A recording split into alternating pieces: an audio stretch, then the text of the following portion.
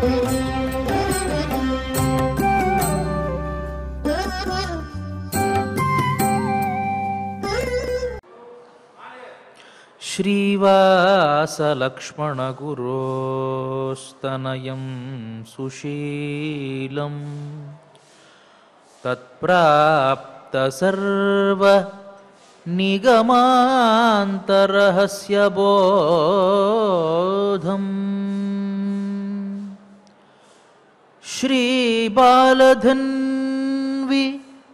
కులవారిధి శీతభాను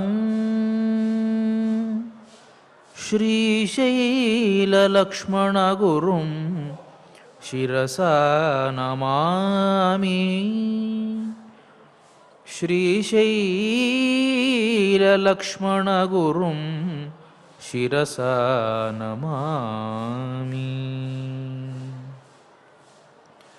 నీళాతుంగస్తనగిరితటీ సుప్తముద్బోధ్య కృష్ణం పారార్థ్యం స్వం శ్రుతిశతశిరసిద్ధమధ్యాపయంతి స్వోచ్ఛిష్టాయాం స్రజినిగళితం యా బలాత్కృత్య భుంక్తే గోదా తస్యై నమ ఇదమిదం భూయ ఏవాస్తు భూయః భూయ ఏవాస్తు భూయః.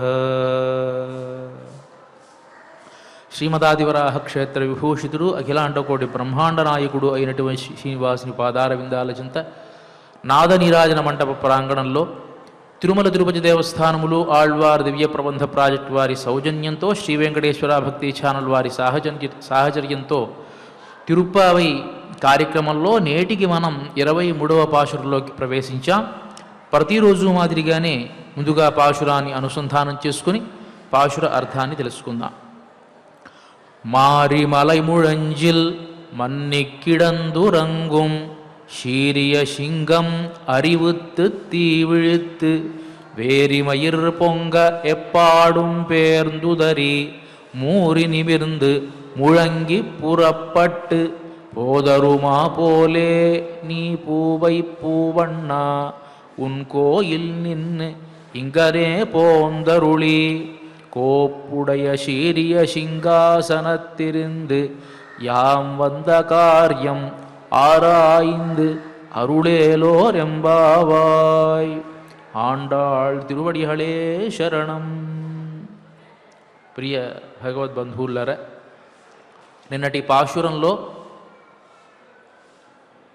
రాజులు ఏ విధంగా అయితే తమ అహంకారాన్ని కూడా తమ ఆత్మాభిమానాన్ని విడిచిపెట్టి తాము యుద్ధంలో ఓడిపోయినప్పుడు శత్రురాజుల యొక్క పాదాలను ఆశ్రయిస్తారో, ఇక్కడ రాజులను ఉదాహరణగా చెప్పడానికి కారణం అంటే వారికి ఉండే అహంకారాన్ని మొత్తం ఏ విధంగా అయితే విడిచిపెట్టి వాళ్ళని ఆశ్రయిస్తారో ఆ విధంగా మేము కూడా మాకు ఉండేటువంటి స్త్రీత్వ ప్రయుక్తమైనటువంటి అభిమానాన్ని అంతటినీ కూడా విడిచిపెట్టి నిన్ను ఆశ్రయించామయ్యా అని చెప్పడానికి.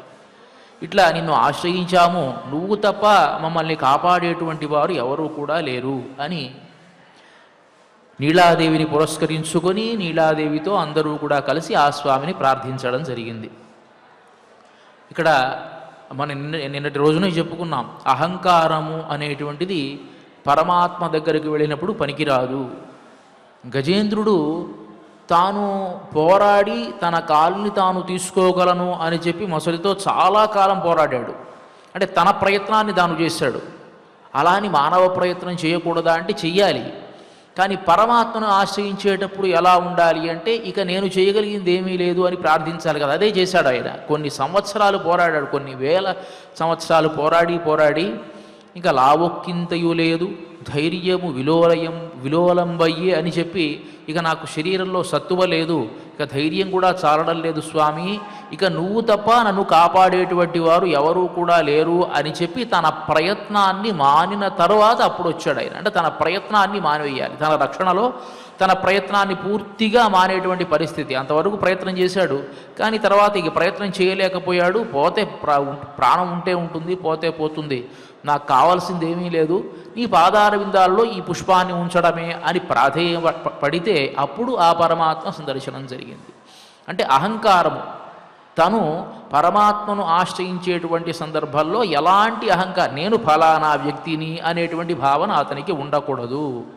అంటే నేను పురుషుణ్ణి, నేను స్త్రీని అనుకోవడం కూడా తప్పే. ఆయన దగ్గరికి వెళితే నేను సామాన్యమైనటువంటి ఒక భక్తుణ్ణి, ఒక జీవుణ్ణి, ఆయన నాకు విచిత్రాదేహ సంపత్తి ఈశ్వరాయ నివేదితం పూర్వమేవ కృత బ్రహ్మన్ హస్తపాదాది సంయుత అని శాస్త్రం చెప్పినట్టుగా ఈ శరీరాన్ని శరీరమాద్యం ఖలు ధర్మ సాధనం అని చెప్పినట్లుగా నన్ను ఆయన్ని పూజ చేయడానికి, ఆయన్ని అర్చన చేయడానికి, ఆయన నామస్మరణ చేయడానికి, ఆయనను చూడడానికి ఈ శరీరాన్ని ఇచ్చాడు అని భావన చేసి ఆయన దగ్గరకు వెళితే ఆయన యొక్క అనుగ్రహం పరిపూర్ణంగా మనకు లభిస్తుంది అనేటువంటి విషయాన్ని గోదాదేవి నిన్నటి పాశురంలో చాలా సుస్పష్టంగా తెలియజేసింది.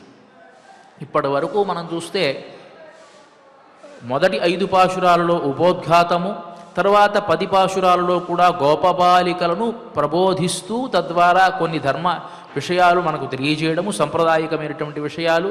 తర్వాత 16వ పాశురం నుంచి 20వ పాశురం వరకు కృష్ణ పరమాత్మ కాకుండా మిగతా వారిని మేల్కొలపడం, అక్కడి నుంచి 20వ పాశురం దగ్గర నుంచి కృష్ణ పరమాత్మను మేల్కొలపడం చేస్తూ ఉన్నారు. ఇవాళ 23వ పాశురం, నిన్నటి పాశురంలో 22వ పాశురంలో నీలాదేవిని పురస్కరించుకొని, నీలాదేవిని తమ ముందు ఉంచుకొని పురుషకార స్వరూపిణి అయినటువంటి నీలాదేవితో సహా తాము ప్రార్థించారు. ఏమని ప్రార్థించారు? స్వామి, మా అహంకారం అంతా పోయింది, ఇక నువ్వు తప్ప మమ్మల్ని కాపాడేటువంటి వారు లేరు, మా ఇళ్లల్లో ఉండేటువంటి వారిని కాదని మేము వచ్చాము, వారందరితో కూడాను ఎలా వారించినా ఏమైతే అదవుతుందిలే అని బయలుదేరి వచ్చామయ్యా, నువ్వు ఇట్లా ఉంటే ఎట్లా అని ప్రార్థించారు. పరమాత్మకి చాలా జాలి కలిగింది.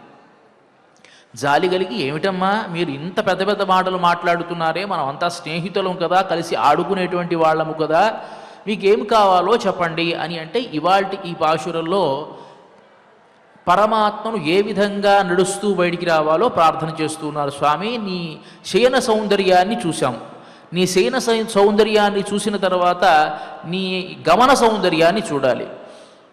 చాలా విశేషమైనటువంటి గమనాన్ని చెబుతారు. అంటే నడకలో కొన్ని సౌందర్యాలు ఉంటాయట మహనీయులకి. ఏమిటంటే గజగమనము, శార్దూల గమనము, వృషభ గమనము అని చెప్పి ఒక 4 రకాల గమనాలు ఉంటాయి. వృషభ గమనము ఏ విధంగా అయితే ఎద్దు నడుస్తుందో ఆ ఎద్దులో ఉండేటువంటి ఒక గర్వం కనిపిస్తుందట. ఆ ఎద్దు నడుస్తూ ఉంటే ఒక గర్వం కనిపిస్తూ ఉంటుంది. గజగమనము ఏనుగు నడుస్తూ ఉంటే ఒక గాంభీర్యత కనిపిస్తుంది, తాను ఒక గొప్పగా నడుస్తూ ఉన్నట్టు. ఇంకా శార్దూల గమనము, ఆ పులి నడుస్తూ ఉంటే ఆ కళ్ళల్లో ఒక రకమైన కోపం కనిపిస్తూ ఉంది. తర్వాత సింహగమనము, దానికి ఉండేటువంటి ఆ జూలు, ఆ తేజస్సు, ఇదంతా కూడా ఆ నడకలో మనకు కనిపిస్తుంది. అలా నువ్వు నడిచి రావాలి అని చెప్పేటువంటి సందర్భంలో ఇవాల్టి ఈ పాశురంలో నృసింహావతారాన్ని మనకు గుర్తు చేస్తూ ఏ విధంగా నువ్వు నడిచి రావాలో మేము చెబుతాము. మనకు 3వ పాశురంలో చూసామండి. 3వ పాశురంలో వర్షాధిదేవుడైనటువంటి వానదేవుడికి నువ్వు ఎట్లా కురవాలో మేము చెబుతాము, అట్లా నువ్వు కురు అని చెప్పారు కదా. మేము ఎట్లా చెప్తామో అట్లా నువ్వు వినాలి అని చెప్పారు. ఇవాల్టి రోజున కూడా పరమాత్మ అయినటువంటి కృష్ణ పరమాత్మతో చెబుతున్నారు, మేం చెప్పినట్టుగా నువ్వు నడిచి రావాలి. అదేమిటంటే ఇంతవరకు కూడా అయ్యా నీ దర్శనం ఉంటే చాలు, నీ స్పర్శనం ఉంటే చాలు, నువ్వు కనిపిస్తే చాలు అని ప్రార్థించినటువంటి గోపికలు ఇప్పుడు మాత్రం మేము చెప్పినట్టుగా నువ్వు నడవాలి అంటున్నారేమిటి అని అంటే, పరమాత్మ ఒక్కసారి గనక భక్తుల చేతికి చిక్కాడు అంటే ఆయన కీలుబొమ్మ అయిపోతాడు అని మనకు శాస్త్రం చాలా చాలా వృత్తాంతాలలో తెలియజేస్తూ ఉంది. సాక్షాత్తు కృష్ణ పరమాత్మ గోపికల యొక్క ఆర్తిని చూసి రురుదుహు విశ్వరారాజన్ కృష్ణ దర్శన లాలసాహ, ఆ రాసక్రీడలో ఆడుతూ ఉండేటువంటి సందర్భాల్లో కృష్ణ పరమాత్మకు అనిపించిందట, వీళ్ళకి నిజంగా నా మీద భక్తి ఉందా, నేను కనిపించకుండా ఉంటే వీళ్ళు ఉండగలరా అని కాసేపు అంతర్ధానం అయిపోయాడు. కాసేపు అంతర్ధానం అయిపోయేటప్పటికీ కృష్ణుడి కోసం వెతికి వెతికి వెతికి అసలు ఏం చేయాలో అర్థం కాక ఏడవడం ప్రారంభించారట. రురుదుహు పెద్దగా ఏడవడం విశ్వరారాజన్ ఎందుకోసం ఏడుస్తున్నారంటే కృష్ణ దర్శన లాలసాహ, కృష్ణుడు కనిపించడం లేదే అనేటువంటి బాధతో ఏడుస్తున్నారు. అలా ఆ కృష్ణ పరమాత్మ యొక్క సందర్శనం జరిగిన తర్వాత వాళ్ళు సాంత్వన పొందారు. అప్పుడు అంటాడు కదా ఆ కృష్ణ పరమాత్మ స్వయంగా తన వాక్కుతో చెప్పేటువంటి మాట ఏమిటంటే, అనువ్రజామ్యహన్ నిత్యం పూయయేత్ అంఘ్రిరేణుభి. సహజంగా అందరి దృష్టిలో కృష్ణుడు ఎప్పుడు చిలిపివాడు, గోపికల వెంట పడుతూ ఉంటాడు, అల్లరి పిల్లవాడు అని అంటారు కదా. ఎందుకు గోపికల వెంట పడతాడు అంటే ఆ రహస్యాన్ని చెబుతాడండి. అనువ్రజామ్యహన్ నిత్యం, ప్రతిరోజు వాళ్ళ వెంబడి తిరుగుతాను, వాళ్ళ వెనకాల తిరుగుతాను. ఎందువలంటే పూయయేత్ అంఘ్రిరేణుభి, ఆ గోపికల యొక్క పాదధూళి నా పైన పడితే దానివల్ల నేను పవిత్రమవుతానేమో అని అట. అంటే పరమాత్మే అలా అంటున్నాడు ఆ మాట. ఇక సామాన్యమైన భక్తుల మాట చెప్పాలి. పరమాత్మ అనుకుంటాడు తనకు తానే, తన భక్తుల యొక్క పాదధూళి తన మీద పడితే చాలా శుద్ధి అవుతాను అని తానే అనుకుంటూ ఉంటే కృష్ణ పరమాత్మ, ఇక మామూలు భక్తుల విషయం మనం చెప్పాలా? అందువల్ల వారిని ఆశ్రయించి వెళతాను అని కృష్ణ పరమాత్మ చెప్పినట్టుగా ఈ గోపికలంతా కూడాను ఇప్పటి వరకు చూస్తే బాగుండు అనుకున్నారు. ఎప్పుడైతే పరమాత్మ కరతలామలకమయ్యాడో, తాను మాట వినడం ప్రారంభించారో, ఇప్పుడు నువ్వు ఇట్లా చెయ్యాలి అని ఆజ్ఞాపించడం ప్రారంభించారు. ఈ ఆజ్ఞలో కూడా ఒక చిన్న చమత్కారం. కృష్ణ పరమాత్మ మనస్సులో నొచ్చుకోవాలి కొంచెం. ఇంతవరకు ఏడిపించాడు కదా, ఇప్పుడు సహజమే కదా. సహజంగా స్నేహితులు ఉన్నప్పుడు వాడు కాసేపు ఏడిపిస్తే వీడు కాసేపు ఏడిపిస్తారు. కొంచెం ఆయనకి చివుక్కుమనేటట్లుగా ఇవాటి రోజున చెప్తున్నారు, నువ్వు సింహగమనంతో రావాలి. సింహగమనంతో ఎందుకు రావాలి అంటే నృసింహావతారంలో నృసింహస్వామికి ఎన్నో మంచి గుణాలు ఉన్నాయి. ఎన్నో మంచి గుణాలు ఏమిటంటే సత్యవాక్ పరిపాలన, ఒక మాట చెప్పాడు దాన్ని పాలించడం. అది మనకి కృష్ణావతారంలో చెప్పిన దాన్ని ఏమార్చేస్తాడు ఆయన. కానీ నృసింహావతారంలో చెప్పిన వెంటనే ఆయన చేస్తాడు. తన భక్తుడు ఏదైనా ఒక మాట చెప్పాడు అంటే దాన్ని దృఢపరచడం కోసం తాను అవతరిస్తాడు. అదే సందర్భంలో నృసింహావతారంలో ఉండేటువంటి మరొక గొప్ప విషయం ఏమిటి అంటే వెంటనే ఆ తీర్పు ఇచ్చేశాడు ఆయన. ప్రహ్లాదుడు బాధపడ్డాడు, హిరణ్యకశిపుడు స్తంభాన్ని పగలగొట్టాడు, వెంటనే ఉద్భవించాడు, తీర్పు చెప్పేశాడు. మిగతా అవతారాల్లో అంత సాంత్వన దొరకదు. రామావతారంలో సీతాదేవిని అపహరించుకుని వెళ్ళినటువంటి 10 నెలలకు కానీ సీతాదేవిని ఆయన తీసుకుని రాలా. అదే విధముగా కృష్ణావతారంలో కూడా అంతే, వెంటనే తీర్పు చెప్పడు. కొంతకాలం కాలాన్ని అతిక్రమించకుండా కాలం మీదే వెళుతూ ఉంటాడు. కానీ ఇక్కడ అట్లా కాదు. ప్రహ్లాదుడు ప్రార్థించాడు, వెంటనే హిరణ్యకశిపుడు స్తంభాన్ని బరదలు కొడితే ఆ స్తంభం నుంచి వెంటనే ఉద్భవించి వెంటనే తీర్పు చెప్పేశాడు ఆయన. కాబట్టి అదొక గొప్పతనం. ఇంకా అందము అని గనక అంటే అది నృసింహావతారమే అని ఆళ్వార్ల యొక్క ఉద్దేశం. అழிయాంతానే అరివురువంతానే, అందగాడు, అందం యొక్క ప్రస్తావన. మరి శ్రీకృష్ణుడు అందంగా ఉండడా, రాముడు అందంగా ఉండడా అంటే ఉంటారు. కానీ అందము అని ప్రస్తావన వస్తే అసలు అందానికే అందం నృసింహావతారం అట. అది ఆళ్వార్ల యొక్క మనస్సులో ఉండేటువంటి భావన. తద్వారా ఆ అందగాడైనటువంటి నృసింహమూర్తిని ధ్యానిస్తూ ఇక్కడ కొంచెం అట్లా కవించే విధముగా, కృష్ణ నీకంటే అందమైనటువంటి వాడు నృసింహుడు కాబట్టి అట్లా నడిచిరా నువ్వు అని ఈ పాశురంలో చెప్తూ ఉన్నారు. ఎందువల్ల అంటే సహజంగా మీరు ఆలోచించండి, లోకల్లో భర్తకు అనురూపంగా భార్య, భార్యకు అనురూపంగా భర్త ఉంటారు. ఇప్పుడు భార్య ఎప్పుడైనా సరదాగా అయినా సరే, ఏమండి నాకు ఎన్నో సంబంధాలు వచ్చాయి, ఒకానొక సంబంధం చాలా అద్భుతమైనటువంటి సంబంధం వచ్చింది, చాలా అందగాడుగా ఉన్నాడు అని భర్తతో చెప్పింది అనుకోండి, భర్త మనస్సులో ఉడికిపోతూ ఉంటాడు సహజంగా. అదేవిధంగా భర్త భార్యతో చెప్పాడండి, భార్య కూడా అలాగే ఉడికిపోతూ ఉంటుంది. అది సాధారణమైనటువంటి విషయం. ఎందువల్లంటే అతనికి అనురూపంగా నేనే ఉండాలి అని భార్య అనుకుంటుంది, భార్యకు అందగాడిగా తనే కనపడాలని భర్త అనుకుంటాడు. అది సహజమైన విషయం కదా. మనకు కుమార సంభవాల్లో ఒక ఇతివృత్తాంతం వస్తుందండి. కుమారస్వామి జన్మించాలి. కుమారస్వామి జన్మించాలి అంటే శివపార్వతుల కళ్యాణం జరగాలి. శివుడేమో తాపసి అయి తాను సతీదేవిని పోగొట్టుకున్న తర్వాత తాను తాపసి అయిపోయి తాను ఒక తపస్సు చేస్తూ ఉన్నాడు. ఇప్పుడు శివుడి వివాహం చేసుకోవాలి. హిమవత్ కుమారి అయినటువంటి పార్వతీదేవి శివుడికి కాస్త సపర్యలు చేస్తూ ఉన్నది ప్రతిరోజు వచ్చి. ఆ సపర్యలు చేస్తూ ఉంటే శివుడు కనీసం చూడనైనా చూడడల్లా. ఇప్పుడు ఎట్లా శివపార్వతుల వివాహం జరగాలి, శివపార్వతుల వివాహం జరిగితే కానీ కుమారస్వామి ఉద్భవించడు, కుమారస్వామి ఉద్భవిస్తే కానీ శంబరాసుర వధ జరగదు. ఇప్పుడు ఇదొక పెద్ద సమస్య. కుమారస్వామి ఉద్భవించాలి అంటే శివపార్వతుల కళ్యాణం జరగాలి, ఏమి చెయ్యాలి అని ఆలోచిస్తూ ఉండేటువంటి సందర్భంలో మన్మధుణ్ణి ఇంద్రుడు అన్నాడు కదా, నువ్వు ఒక బాణాన్ని శివుడి మీద ప్రయోగించు, శివుడి మీద ప్రయోగిస్తే తద్వారా ఆ తాపానికి తాను తప్పకుండా పార్వతీదేవిని వివాహం చేసుకుంటాడు అని అన్నాడు ఆయన. సరే, చాలా భయపడుతూనే వచ్చాడు మన్మధుడు కూడా. ఎక్కడ ఏం చేస్తాడో ఈయన, శివుడికి కోపం వస్తే మూడో కన్ను తెరుస్తాడు అనుకుంటూనే ఉన్నాడు. నేను వెళ్ళాలంటే వెళ్ళనున్నాడు. లేదు మేమంతా ఉన్నాం కదా అని ధైర్యం పలికాడు. వెళ్ళాడు, ఆ బాణాన్ని ప్రయోగించారు. ఎదురుగా అప్పుడే పార్వతీదేవి వచ్చింది. కానీ పార్వతీదేవిని చూడడానికంటే ముందే ఇతనికి ముందు ఆ కామ వికారం కలిగేటప్పటికీ కోపం వచ్చి, ఈ కామ వికారం ఇంతకాలం కలగనటువంటిది ఇవాళ కలిగింది అంటే దీనికి కారణభూతుడైనటువంటి వాడు మన్మధుడు ఇక్కడే ఉన్నాడు అని కోపంతో ఒక్కసారి మన్మధుడు వైపుకు చూశారట. అక్కడ అంటారు కదా కుమార సంభవంలో, క్రోధం ప్రభో సంహరేతి యావద్గిరహాఖ్యే మరుతాంచరంతి నినింద రూపం హృదయేన పార్వతి ప్రియేషు సౌభాగ్య ఫలాహి చారుత. అక్కడ ఉండేటువంటి దేవతలంతా కూడాను శివుడు మూడో కన్ను తెరుస్తూ ఉన్నాడు.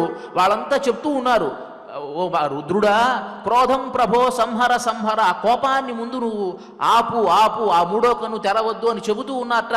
యావద్గిరహాఖే మరుతాంచరంతి, ఆ దేవతలు, గంధర్వులు, యక్షులు, మునులు అందరూ కూడా వచ్చి ఆకాశ మార్గంలో వచ్చి కోపాన్ని ఉపసంహరించుకో అని పెద్దగా కేకలు వేస్తూ ఉంటే, ఆ కేకలు శివుడిని రావడానికి ముందే యావద్గిరహ ఖే మరుతాంచరంతి, ఆకాశంలో నుంచి శివుడి కర్ణంలో ప్రవేశించే లోపే శివుడు ఈ మూడో కన్ను తెరవడం అయిపోయింది. ఆ మన్మధుడు భస్మం అవడం కూడా జరిగిపోయింది.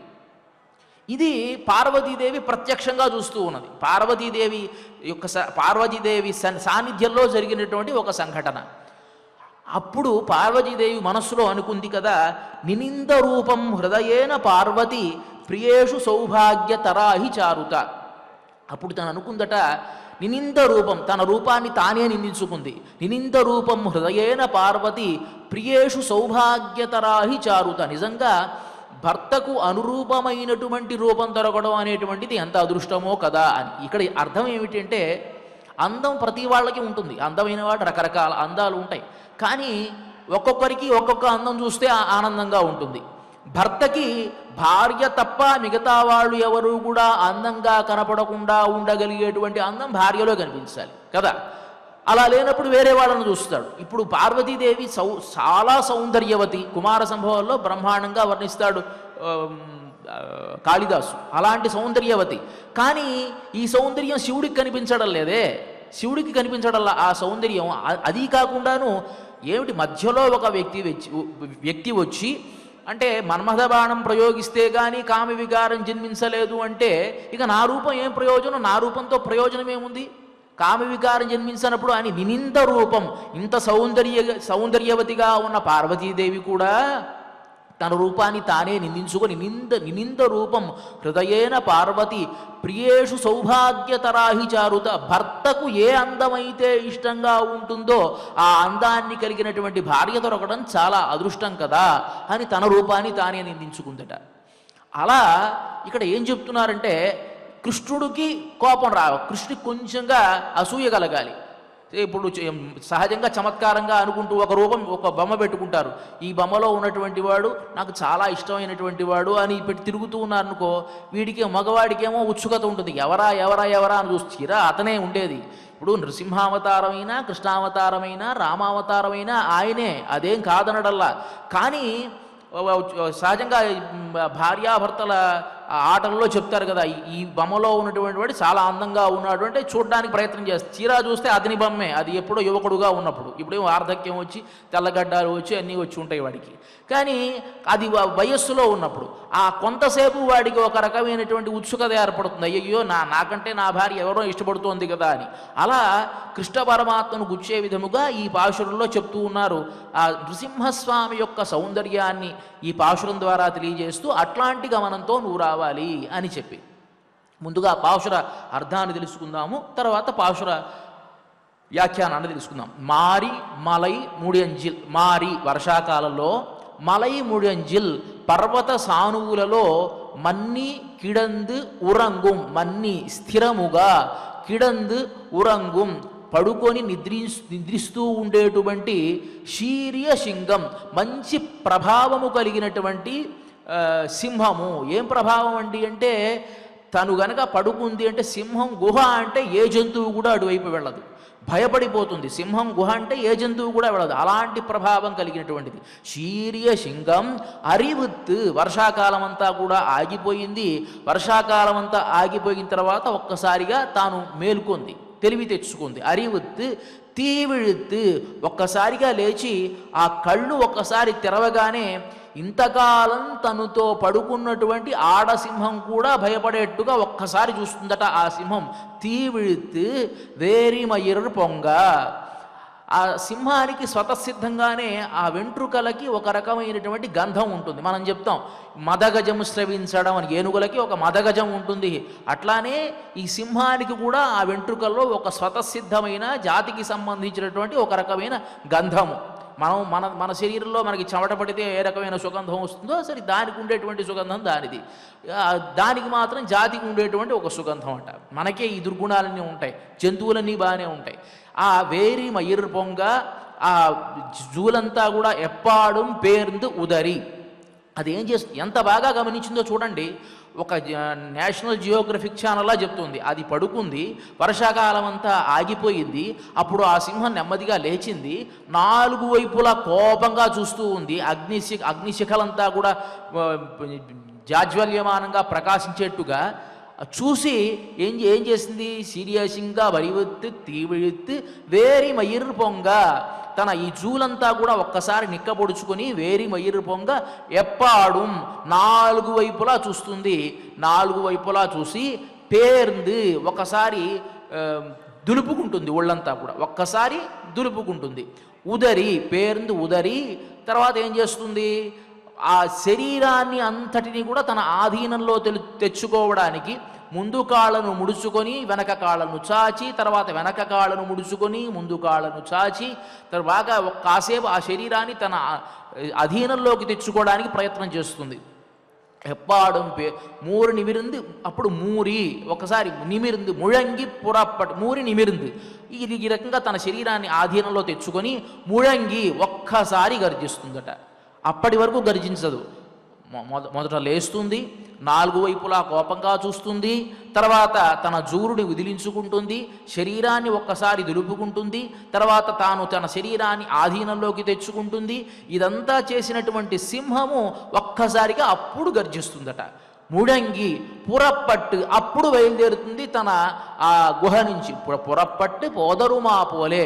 ఏ విధంగా అంత గంభీరమైనటువంటి సింహం బయలుదేరి వస్తూ ఉంటుందో, ఆ పురప్పట్టు పోదరుమా పోలే నీ పూవై పూవన్నా. ఓ స్వామి, నీ సౌందర్యానికి సింహము అని, గజము అని, శార్దూలము అని ఇట్లా మేము చెబుతామే కానీ అవి మీ గుణాలని తీసుకోవడమే తప్ప దీనికి సాటి ఎవరైనా ఉన్నారా అని చెబుతూ, పోదరు నీ పూవై పూవన్నా, ఒక అవిషపు ఏ ఛాయలో ఉంటుందో ఆ ఛాయ కలిగినటువంటి శరీరము కలిగినటువంటి వాడా నీ పూవై పూవన్నా. ఉన్ కోయిల్ నిన్రు ఇంగనే పోందరుళి, నీ అంతఃపురం నుంచి ఇక్కడి వరకు వచ్చి పోందరుళి శీర్య సింహాసనత్తిరింది. ఈ గొప్ప సింహాసనం ఉన్నదే, ఆ సింహాసనం పైన నువ్వు అమరి యాం మందకార్యం, మేము వచ్చినటువంటి పనిని ఆరాయిందు, నువ్వు బాగా తెలుసుకొని అరుళ్ అనుగ్రహించవయ్యా అని ఈ పాశురంలో చెప్తున్నారు. ఇక ఈ పాశురంలో ఉండేటువంటి వ్యాఖ్యానం తెలుసుకుందాం. చాలా చమత్కారమైనటువంటి వ్యాఖ్యానాలను పెద్దలు చేశారు. నృసింహావతారము అంటేనే సహజంగా ఆళ్వార్లకి ఒక గొప్ప ప్రేమ. ఆ పేరులోనే తమిళంలో వచ్చి అழகிய సింగర్ అని అంటారు. అழகிய రామర్ అని కానీ అழகிய కണ്ണన్ అని కానీ అనరు. ఎందువల్ల ఆ నృసింహావతారం అంటేనే అంతమాట. అழகிய సింగర్, చాలా సౌందర్యమైనటువంటి సింహము అనే ఒక విశేషణం కేవలం నృసింహావతారం. అழகியான் తానే అరివురువన్ తానే అంటే తానే అందగాడు, ఇంకా వేరే వాళ్ళ ప్రియులు ప్రస్తావన చేయట్ల. తానే అందము అంటే కృష్ణుడు అందగాడే, రాముడు అందగాడే, కానీ అందము అని వస్తే అందమే నృసింహావతారం, అందమే ఒక రూపాన్ని ధరిస్తే అది నృసింహావతారము అని వాళ్ళ యొక్క భావన. ఇక్కడ నృసింహావతారంలో ఉండేటువంటి కొన్ని గొప్ప గొప్ప ఘట్టాలు. నృసింహం ఎందువల్ల నృసింహావతారాన్ని ధరించాడు అంటే, మనం ఎట్లాగూ అవతారాన్ని ధరించాలి అన్నా పరిత్రాణాయ సాధూనా వినాశాయ చ దుష్కృతామని అంటాం కదా, దానికోసం అవతరించాడా? ఏమిటి దాంట్లో చెప్పేది? పరిత్రాణాయ సాధూనా. ఎవరైనా యోగులు చాలా మహాత్ములు ఉంటే వేదాంతులైనటువంటి వాళ్ళని కాపాడడానికి ఆయన జన్మిస్తాడు. ఆ సందర్భంలో ఎవరైనా దుర్మార్గులు ఉంటే వాళ్ళని సంహరిస్తాడు అని కదా మనం చెప్పుకునేది. కానీ దానికోసం ఉద్భవించాడా? పరిత్రాణాయ సాధూనా అంటే దానికోసం కూడా కాదట ఆయన ఆ అవతారాన్ని ధరించింది.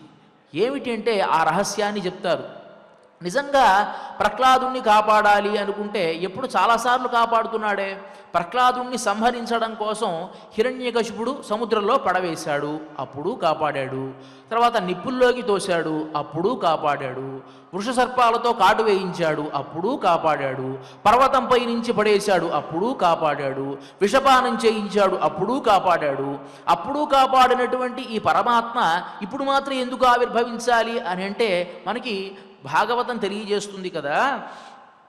ఏమిటంటే సత్యం విధాతుం నిజభృత్య భాషితం వ్యాప్తించ భూతేష్వఖిలేషు చాత్మనః అదృశ్యత అత్యద్భుత రూపముద్వహన్ స్తంభే సభాయాం నమృగం నమానుషం. ఎందుకు ఎందుకు ఆయన ఉద్భవించాడు అంటే, హిరణ్యకశిపుకి ప్రహ్లాదుడికి ఒక చర్చ జరుగుతూ ఉన్నది.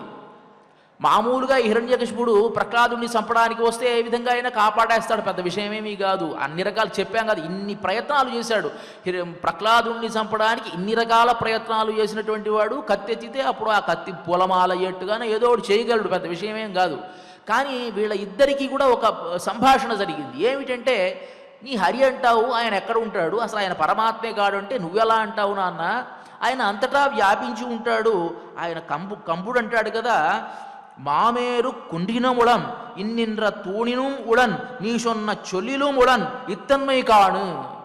ఓ తండ్రి, మేరు పర్వతం మీద ఉన్నాడు, నువ్వు ఇక్కడ కట్టించావే ఈ స్తంభంలో ఉన్నాడు, నీ సొన్న చొల్లిலும் ఉళన్ నువ్వు మాట్లాడుతున్న మాటలో కూడా ఆయనే ఉన్నాడు. ఇత్తన్మై కాన్, ఇదంతా నువ్వు తెలుసుకో.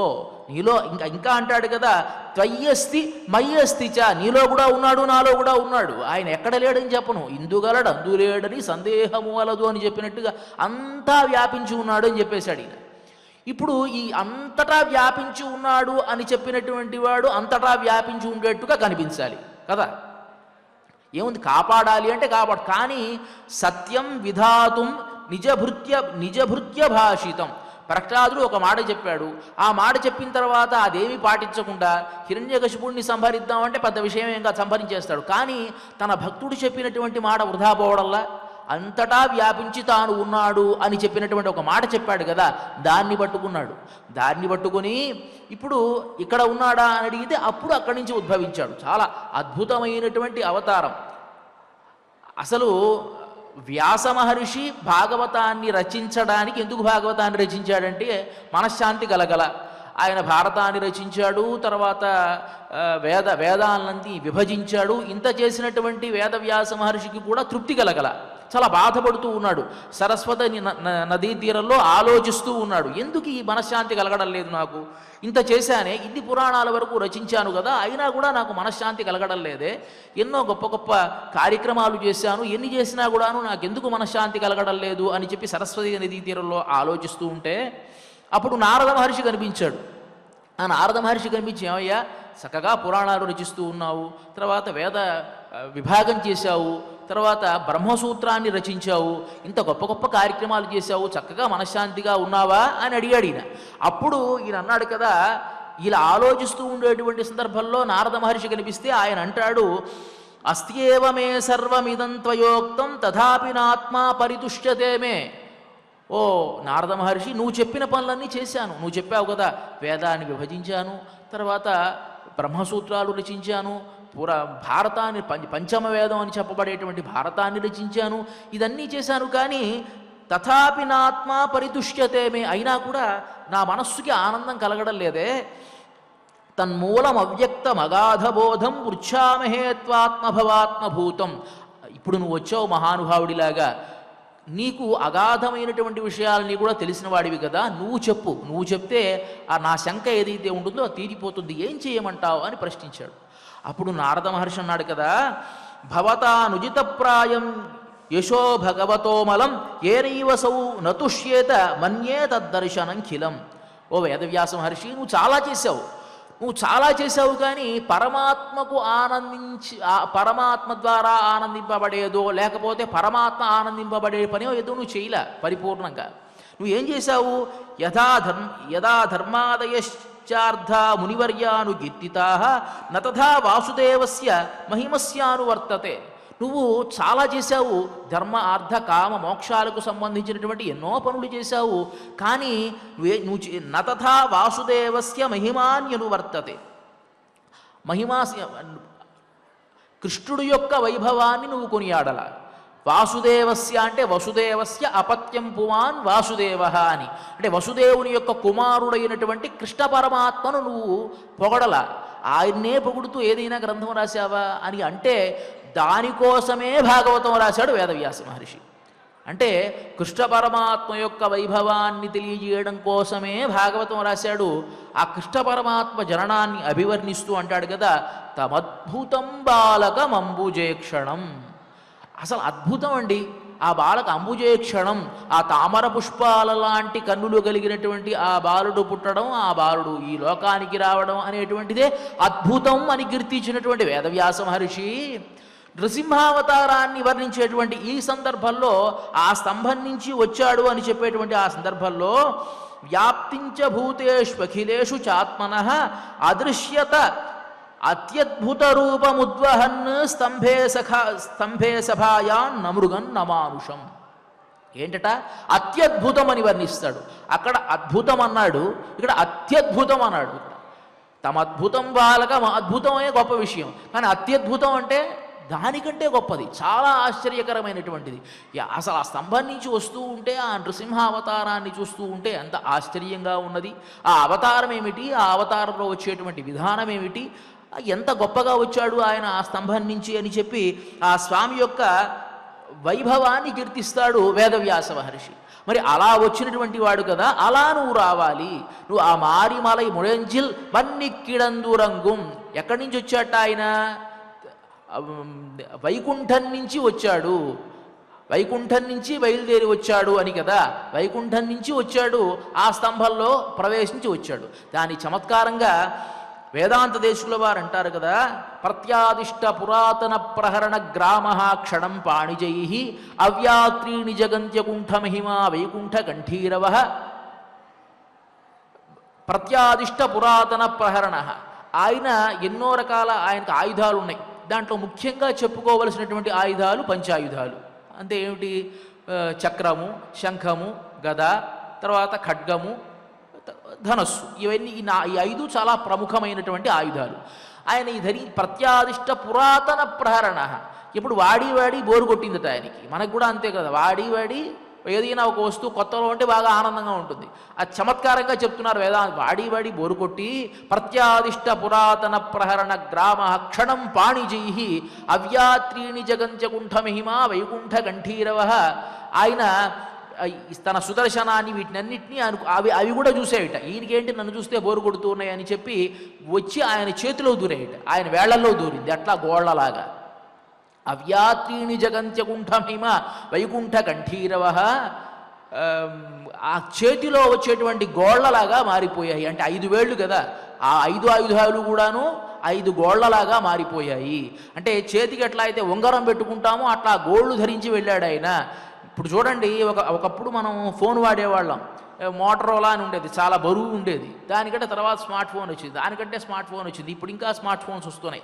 ఇప్పుడు ఆ పాతవన్నీ వదిలేస్తున్నాం కదా. ఆ పాతవి ఎంతో బరువుగా ఉండేవి, ఇప్పుడు అంత బరువు లేదు. ఇప్పుడు ఎలా అయితే మనం అప్డేట్ అవుతున్నామో స్వామి కూడా అప్డేట్ అవుతాడు. ఆయన అనుకున్నాడు కదా, ఇదేంటి ఈ ధనస్సు, శంఖం, చక్రం పెద్దవి మోసుకుంటూ వెళ్ళడం ఎందుకు, మనం ఇంకా స్మార్ట్గా చేసుకుందాం అనుకున్నాడు. చేతిలోనే ఆ గోళ్లలాగా ఆయన మార్చుకున్నట్ట.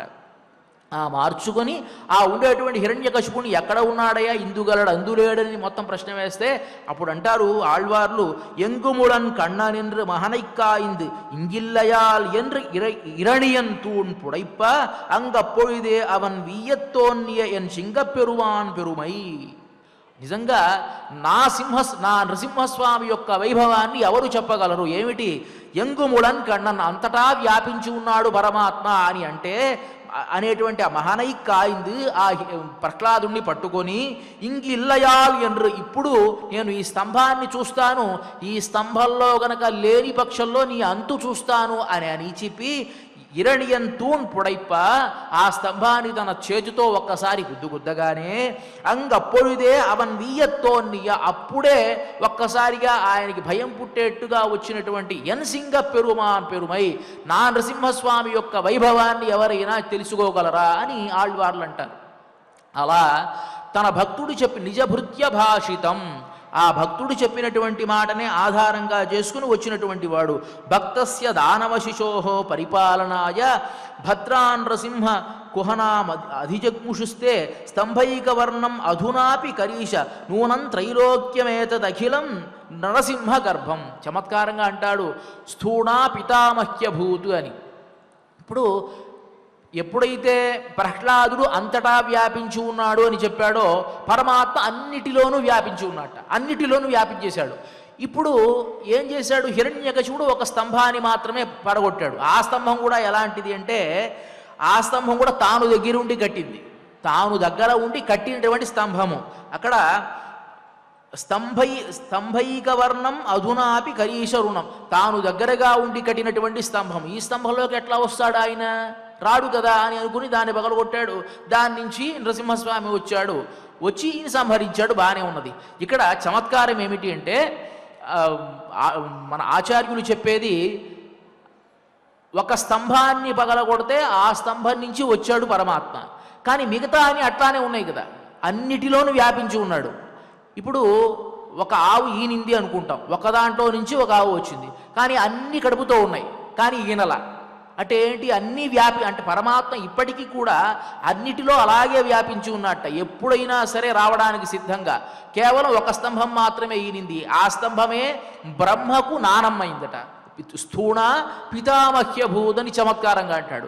ఎలా నానమ్మైందండి అంటే, అదేంటి, నారాయణుడి యొక్క గర్భం నుంచి ఉద్భవించినటువంటి వాడు బ్రహ్మ కాబట్టి స్థూణ పితామహ్యభూత్, ఆ స్తంభం నుంచి నారాయణుడు నృసింహ రూపంలో వచ్చాడు కాబట్టి ఆయనకి అదేమవుతుంది? తల్లి అవుతుంది, అంతే కదా.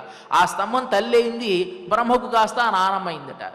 అది చాలా చమత్కారంగా వర్ణిస్తాడు. అట్లా ఆ స్తంభం నుంచి వచ్చినటువంటి ఆ స్వామి యొక్క వైభవాన్ని ఎవరు తెలుసుకోగలరు అని చెబుతూ, సత్వరమైనటువంటి నిర్ణయం, ఎవరైనా ప్రార్థిస్తే చాలు వెంటనే స్పందించేటువంటి తత్వం నీలో ఉందయ్యా అని కీర్తిస్తూ ఉన్నారు.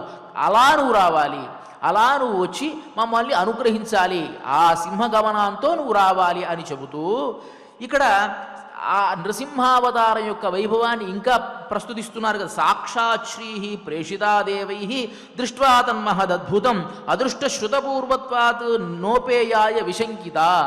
మరి ఇక్కడ ఒక ప్రశ్న వస్తుంది, అదేమిటండి, అంత భయంకరమైనటువంటి రూపం కదా, భయమేయదా అని. అంత భయంకరమైన రూపమైన భయం ఎవరికి వేస్తుంది అంటే, ఎవరైతే శత్రువులు ఉంటారో వాళ్ళకి మాత్రమే భయం వేస్తుంది. ఆశ్రిత వాత్సల్యం కలిగినటువంటి వాడు కాబట్టి వాళ్ళకి, భక్తులకు మాత్రం భయం వేయదట.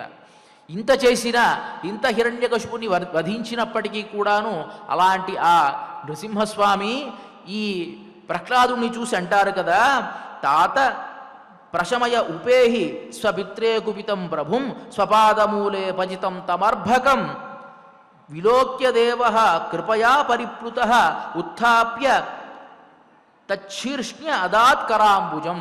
ఏమిటట? చాలా కోపంతో ఉండేటువంటి ఆ నరసింహస్వామి దగ్గరికి ఏ జంకు బొంకు లేకుండా ప్రహ్లాదుడు వెళ్ళాడు. స్వామి కోపాన్ని ఉపశమనం చేసుకో అని అంటే వెంటనే తగ్గి ఆ ప్రహ్లాదుని దగ్గరగా తీసుకొని అతని తల మీద చెయ్యి పెట్టి చాలా ఆలస్యం చేశానయ్యా ఇప్పటికే నిన్ను కాపాడటంలో అని చెప్పి చాలా బాధపడ్డాట ఆ నృసింహస్వామి. అంటే తనను ఆశ్రయించినటువంటి వారి విషయంలో సత్వరమైనటువంటి నిర్ణయాన్ని తీసుకునేటువంటి తత్వం నృసింహావతారంలో ఉంది. అదే సందర్భంలో ఆ నృసింహుడి యొక్క వైభవాన్ని ఏం చెబుతాం అని చెబుతూ చమత్కారంగా చెప్తారు. ఇంకా ప్రతి అవతారంలో కూడా నృసింహావతారం ఉన్నది, ప్రతి అవతారంలో కూడా నృసింహావతార తత్వం కనిపిస్తుంది అని చెప్పి రామాయణంలో ఉండేటువంటి దృష్టాంతాన్ని చెప్తారు.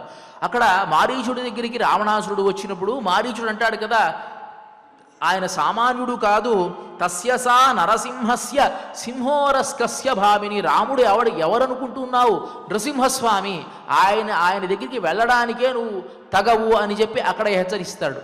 అంటే ఆ నృసింహావతార తత్వం ప్రతి అవతారంలో కూడా గోచరిస్తుంది అని చెప్పడానికి. అంతేకాకుండా నృసింహం సింహ సంకాశం అహం రామ మనోరమ. సీతాదేవి చెబుతుంది రావణాసురుడితో, నృసింహం సింహ సంకాశం, సింహముతో పోలినటువంటి వాడు, నృసింహుడైనటువంటి వాడు, అలాంటి వాడికి అహం రామ మనోరమ, అలాంటి రాముడికి నేను చాలా ప్రియమైనటువంటి దాన్ని అని చెబుతుంది సీతాదేవి కదా. అంతేకాకుండా కామే నృసింహ నరలోక మనోభిరామం. రుక్మిణీదేవి అంటుంది తాను వివాహం చేసుకునేటువంటి సందర్భంలో కామే నృసింహ నరలోక మనోభిరామం, అలాంటి నృసింహుడిలాగా ఉండేటువంటి కృష్ణ పరమాత్మను నేను వివాహం చేసుకోవాలి అని అంటుంది. అంటే ప్రతి అవతారము కూడా నృసింహుడి యొక్క స్పర్శ లేకపోతే ఆ సౌందర్యం గోచరించదు, నృసింహుడి యొక్క సౌందర్యం ఉంటేనే అది సౌందర్యం అవుతుంది అని చెప్పడానికి చమత్కారంగా మన ఆ గోదాదేవి కూడా నృసింహస్వామి యొక్క స్మరణ చేస్తూ కృష్ణుడికి కొంచెం కినుక వచ్చేట్టుగా ప్రయత్నం చేస్తూ ఉంది. అలా ఆ నృసింహస్వామి ఆ విధంగా ఉద్భవించాడయ్యా అని చెబుతూ కోప్పుడియ శీర్య సింహాసనత్తిరింది, అక్కడి నుంచి బయలుదేరి రావాలి. ఈ సింహగమనంతో ఇప్పుడు చెప్పానే, ఒక సింహం వర్షాకాలం వచ్చేంత వరకు ఒక గుహలో ఉంటుంది. దీనికి ఇంకో దృష్టాంతం కూడా చెప్తారు. ప్రళయకాలంలో పరమాత్మ ఒక్కడే ఉన్నట్టు ఉంటాడు, కానీ శ్రీదేవితో కలిసే ఉంటాడు. ఇందాక చెప్పాం కదా, ఒక ఆడసింహం ఒక సింహం కలిసి పడుకుంటుంది, అది ఒకటా రెండా అనేటువంటిది తెలియదు. కానీ లేచినప్పుడు ఈ మగసింహాన్ని చూస్తే ఆడసింహం కూడా భయపడుతుంది అన్నట్టుగా ఈ సృష్టి అంతా చేయక మునుపు మొత్తం జలార్ణవం అయినప్పుడు అప్పుడు ఆ మర్రాకు మీద ఆయన ఒక్కడే భాషిస్తూ ఉంటాడు. తాను సృష్టి చెయ్యాలి అని అనుకున్నప్పుడు అప్పుడు సృష్టి చేయడానికి బహుశ్యాం ప్రజా జయజేతి అని అనుకున్నప్పుడు సృష్టి చేయడానికి ఎట్లా అయితే ఉపక్రమిస్తాడో పరమాత్మ, ఆ విధంగా నువ్వు బయలుదేరి రావాలి. ఆ లోపల ఉండేటువంటి ఆ గుహ నుంచి బయలుదేరి నెమ్మదిగా వస్తూ ఉంటే ఇంగనే పోందరుళి, ఇక్కడికి బయలుదేరిరా. కోప్పుడయ శీర్య సింహాసనత్తిరింది, చాలా ఉత్తమమైనటువంటి సింహాసనం. ఈ సింహాసనం మీద కూర్చుంటే ఎవరు కూడా మాట తప్పరయ్యా, అలాంటి సింహాసనం మీద నువ్వు కూర్చో. ఒక చిన్న ఇతివృత్తం చెబుతారు దీనికి. ఒక రాజుగారికి ఒక పిల్లవాడు ఉండేవాడు. ఆ పిల్లవాడు ఏదో ఒక పొరపాటు చేశాడు, తద్వారా ఒక అతనికి మరణం సంభవించింది. ఆ మరణం సంభవించినప్పుడు రాజుగారి దగ్గరికి రాజుగారి యొక్క కుమారుడి వల్ల ఒక పిల్లవాడు చనిపోతాడు. ఆ పిల్లవాడి తల్లి వస్తుంది, రాజా ఇదేదైనా న్యాయంగా ఉందా నువ్వు చేసేటువంటిది? మీ పిల్లవాడి వల్ల నా పిల్లవాడి ప్రాణం పోయింది, దీనికి నువ్వే తీర్పు చెప్పాలి అని అడుగుతుందన్నమాట. ఆ సందర్భంలో రాజుగారు సింహాసనం మీద కూర్చుని ఉంటారు. ఆ సింహాసనం మీద కూర్చున్నప్పుడు తన పిల్లవాడా లేకపోతే పగవాడా ఇవంతా ఆలోచించకూడదు, తప్పకుండా దాని నిర్ణయం చెయ్యాలి. ఆ నిర్ణయం చేయడం కోసం తాను ఆ సింహాసనం మీద కూర్చుని తన పిల్లవాడికి ఒక శిక్షను విధించాడు, సంహరణ శిక్ష విధించిన తరువాత ఆ సింహాసనం దిగాడో లేదో ప్రాణాన్ని కోల్పోయాట. అంటే తన పిల్లవాడు అనే విషయం తెలిసింది, కానీ ఏం చేయలేడు. ఆ సింహాసనం మీద కూర్చొని తాను ఆజ్ఞాపనం చేసి బయటికి రాగానే అయ్యో తన పిల్లవాడికి తాను ఇట్లాంటి శిక్ష విధించాని అని చెప్పి ప్రాణాన్ని విడిచిపెట్టాడు. అంటే ఆ సింహాసనానికి ఉండేటువంటి గౌరవం అలాంటిది, ఆ రాజసింహాసనానికి. అలాగే నువ్వు ఆ పడక మీద పడుకుని ఉంటే ఏం మాట్లాడతావో తెలియదు, అక్కడి నుంచి లేచిరా, లేచి వచ్చి ఈ సింహాసనం మీద కూర్చుంటే అప్పుడు తెలివిలో ఉంటావు. మేము అడిగేటువంటి ఏవైతే కోరికలు ఉంటాయో దాన్ని తీర్చగలవు అని చెబుతూ కోప్పుడయ సిరే సింహాసనత్తిరింది యాం వంద కార్యం ఆరాయింది, మేము వచ్చినటువంటి పనిని నువ్వే తెలుసుకోవాలి, మేము చెప్పాల్సినటువంటి అవసరం లేదు, ఆరాయింది అరుళేలో రెంబావాయి అనుగ్రహించవయ్యా అని చెబితే ఆ అన్నమాచార్యుడు ఆదిమూర్తి ఈతడు ప్రహ్లాద వరదుడు, ఏ దశ చూసినా తానే ఈతడిదే దేవుడు అని చెప్పి కీర్తిస్తాడు. ఆదిమూర్తి ఈతడు ప్రహ్లాద వరదుడు, ఏ దశ చూచినా తానే ఈతడిదే దేవుడు. ఆదిమూర్తి ఇతడు, ఒక మూర్తిమత్వాన్ని పొందినటువంటి వాడు ఇతడు. ప్రహ్లాద వరదుడు, ప్రహ్లాదుణ్ణి కాపాడడానికి వచ్చినటువంటి వాడు, వరమిచ్చినటువంటి వాడు.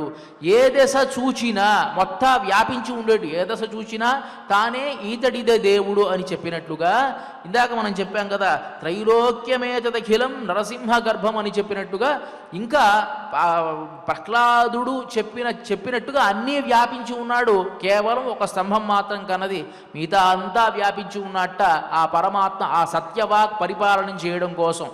అలా ఉన్నటువంటి ఆ అవతారాన్ని స్మరిస్తూ గోదాదేవి కృష్ణ పరమాత్మను మేలుకొలిపి ఆ కృష్ణ పరమాత్మకు కొంచెం కినుక వచ్చే విధముగా చమత్కారంగా కృష్ణ పరమాత్మను తాము ప్రబోధించి ఇక్కడికి రమ్మని ఆహ్వానిస్తూ ఉన్నారు. మరి ఆ సింహ శార్దూల గజ మత్తే భగవనాలతో ఆ స్వామి ఎట్లా వేంచేశాడో ఆ స్వామి యొక్క వైభవాన్ని గోదాదేవి రేపటి భాషలో ఎలా కీర్తిస్తుందో మనం రేపటి రోజున తెలుసుకుందాం. ఇంతటి వైభవమైనటువంటి తిరుప్పావై ప్రబంధాన్ని మనకు అందించి అనుగ్రహించినటువంటి ఆ గోదమ్మ యొక్క అనుగ్రహం మన అందరి మీద ప్రసరించాలని ప్రార్థిస్తూ శ్రియఃకాంతాయ కళ్యాణ నిధయే నిధయేర్థినా శ్రీవేంకట నివాసాయ శ్రీనివాసాయ మంగళం.